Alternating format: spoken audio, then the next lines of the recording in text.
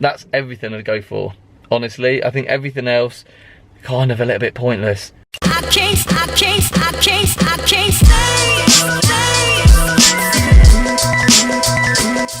Hello car friends and welcome to the 718 Cayman S. Now, so if you've been watching before, this is actually Chris's 718 Cayman S that you might have seen from a previous video.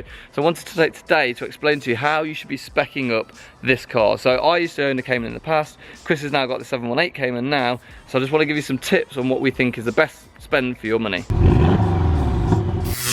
Okay, so this is the Porsche Cayman S. So essentially you get a 2.5 litre engine rather than a 2 litre engine. It's super quick, and actually for some scientific reason that's unknown to me, you get a better turbo. It's a much faster turbo. I'll probably change the colour grade on this video by the time I'm talking to you, so it probably looks nothing like this in real life. So Chris has gone for sapphire blue. It's £581. So let me know what you think to the colour. I think there's a launch colour as well. It's kind of orange. I think it's called lava orange. So let me know whether you prefer lava orange, whether you prefer this.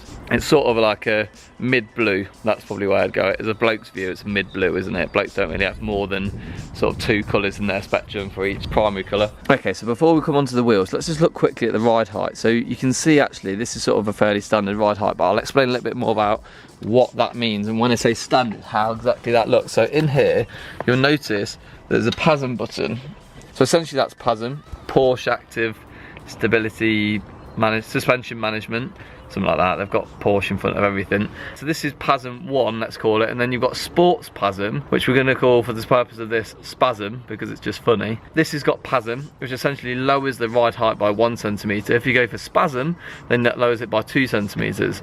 The real difference between PASM and not having PASM is the ride comfort, basically, either way. So if you imagine it's sort of an accentuator of the normal suspension setup, that's the best way to think about it. When you go into comfort mode, it makes it extra comfortable. And when you go into sports mode, it makes it extra sporty. So that's really what PASM's doing, as well as a few other things, but that's the bulk of what it does in terms of the difference that you'll notice. Spasm is just, again, a more extreme version of that in sports mode. So the other thing that isn't spec here that I just wanted to talk about is PTV.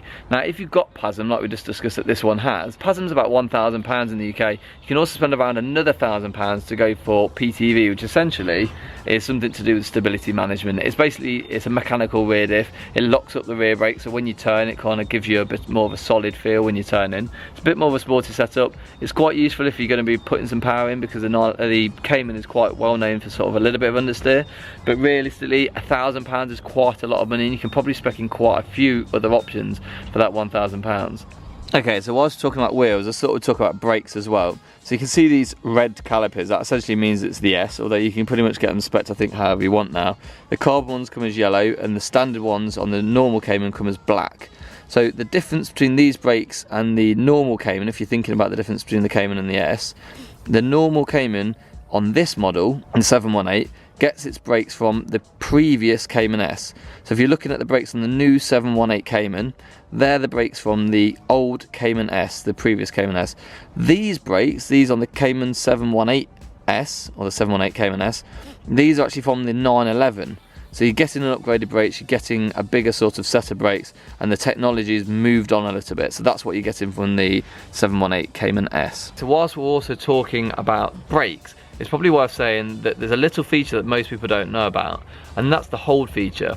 So whilst you're set at lights and you've got an automatic gearbox, PDK, put your foot down on the brake and hold it down a bit sharper than normal, and it'll go to hold, and that'll essentially clamp on the brakes whilst you're at lights, and that'll mean that you get to sit in traffic and don't have to put it into full park mode, or you don't have to sit with your foot on the brake. So as you can see, Chris is spec'd in the sports tailpipe, which is looking pretty good. You get a twin tailpipe on there rather than the single that you get in the normal Cayman. So the S gets you the twin tailpipe rather than the standard single tailpipe. Now, you'll notice that he's gone for silver, where you can also get it in black, and the reason he's done that is because he's gone for these silver Boxster wheels. So let me know what you think to these. They're on the 19-inch wheel, which as a Cayman S you get that as standard. The normal Cayman comes with the 18-inch wheels, but on the Cayman S you can also upgrade to the 20-inch. Why wouldn't you do that? Well, the reason you'd probably want to avoid speccing up larger wheels is because the ride's going to be slightly less comfortable. It's going to be slightly sportier, slightly harder, but ultimately if you're going to be taking this and using it as a daily car, you probably want to be thinking about the 19-inch wheels that are on there, largely because you get that sort of bit of an extra side, a bit of breadth on that tyre. It looks a bit bigger as well. So they're the silver wheels. They came as an optional extra. They were spec'd up. They're actually the Boxster wheels, if you're familiar with the wheels from the Boxster. Okay, so lights. So now these are the standard Cayman S lights. Are they standard Cayman lights as well? Standard Cayman, yeah. Standard 718. So, standard 718, okay, yeah. So these are the standard okay, so let's just, morning, yeah. But you can spend an extra £600 and get the PDRS Bizenons, which PDLS. Let's do that. Okay, so let's just quickly talk lights. So these are the standard 718 Cayman lights. You can see they're Bizenons, but you can also upgrade for £600 to the PDLS Bizenons, which essentially means that they steer with the road and you get a little squirty thing that cleans the lights as well. I had them on my previous Cayman and I found it quite useful just in terms of turning to roads when you're going quite quickly. Also, they're slightly brighter, and if brightness is quite important to you because you live in a certain area that requires it, you can also get the LED lights, which are an extra upgrade up from that. I'm not too sure how much that is, but if you ask me in the comments below, I'll find that information, I'll get it sent across to you. So yeah, that covers lights. Okay, come down here, come down here. So you might notice that this is a sports exhaust tailpipe, but it's not actually the sports exhaust. So you'll hear slightly the difference that we've got in the engine. So when Chris is revving the engine, it actually sounds slightly different. So you can spec up an extra bit which makes the exhaust note slightly different, and it's on the push of a button, but really it's not that necessary. I drove one on the press day of the launch for this, and actually the changes it gives you, it makes it slightly throatier, but because the sports mode's standard, it sounds pretty good anyway, and you can just engage that and it sounds pretty good. There's no need really to go for the extra exhaust upgrade. It's quite a nice feature, but really it doesn't add anything. You might as well spec in the sports tailpipe rather than the sports exhaust, and you're just going to get the same look. Okay, so I thought I'd talk you through some of the interior of the car. So remember that this is the Cayman S and not the normal Cayman. So just to give you an idea of the differences between the Cayman S from an interior perspective. Okay, so first of all you get these little, do you see those sort of, that silver there, that's aluminium. So essentially that's what you get as part of that. So that normally that would be black.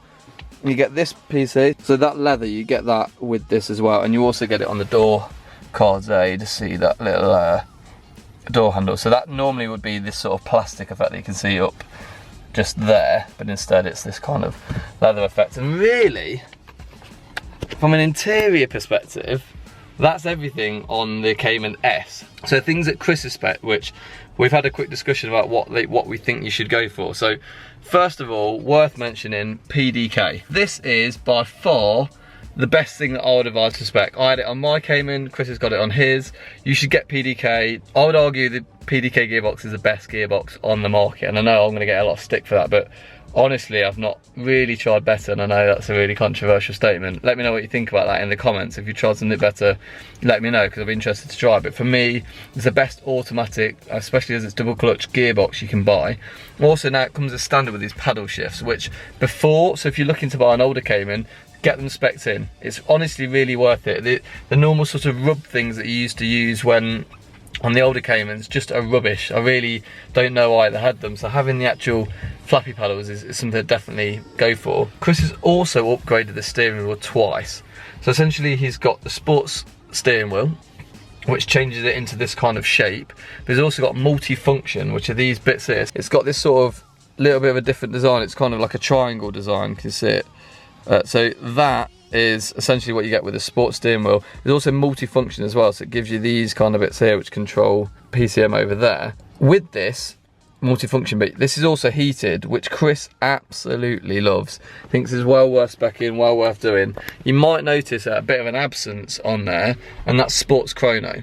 So if you do go for sports chrono, you essentially get just here a little dial. I mean, it's called a Manatino switch when it's Ferrari. I don't really know what it's called when it's Porsche, but essentially that allows you to go from normal to sport chrono.